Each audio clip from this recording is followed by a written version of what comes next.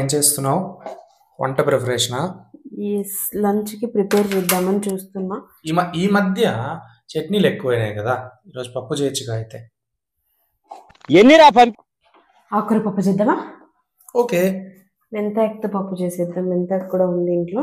Okay so మెంతాకు పప్పు చేసేద్దాం. ఓకే ముందుగా కుక్కర్లో మనం పప్పు వేసుకొని బాగా వాష్ చేసుకుందాం. చాలు, మనకు ముగ్గురికి ఇంత సరిపోతుంది.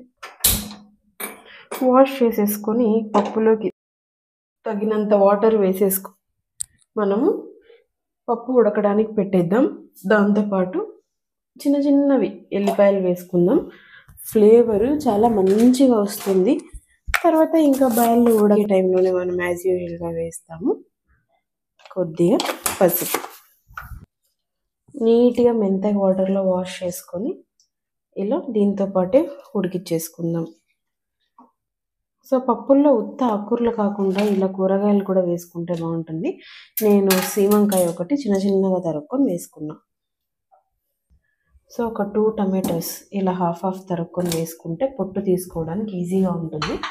ఒక 4 విజిల్స్ వచ్చేస్తే సరిపోతుంది.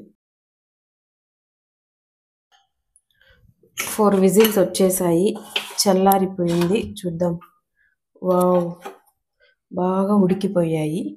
ఇప్పుడు మనం టమాటా పొట్టు తీసుకోవడానికి టమాటాని సపరేట్ చేద్దాం.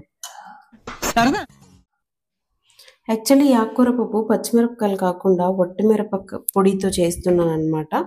మనం వాటర్ అంతా ఎక్స్ట్రాక్ట్ చేసుకొని ఇలా సాల్ట్ కొద్దిగా కారం వేసుకొని ఇంకా పప్పు గుత్తితో ఇలా రామేసుకోవడం. బాగా నున్నగా రామాలి.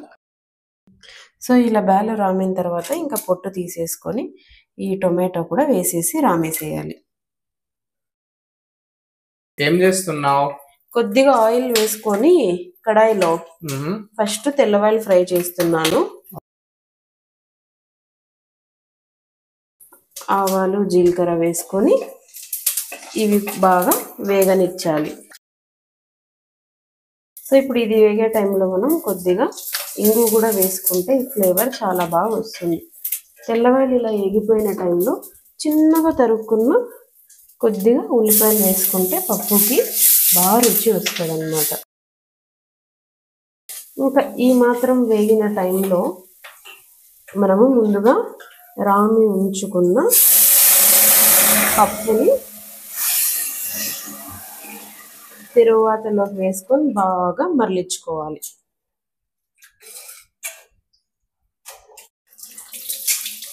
పప్పు రెడీ అయిపోయింది. Thanks for watching. Subscribe to సుమాస్ vlogs.